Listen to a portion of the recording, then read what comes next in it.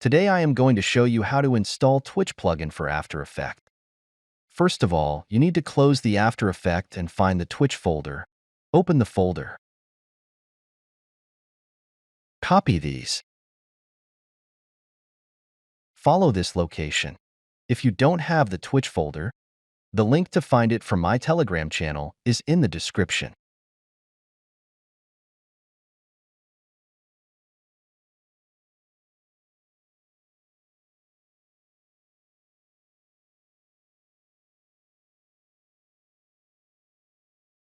Paste here.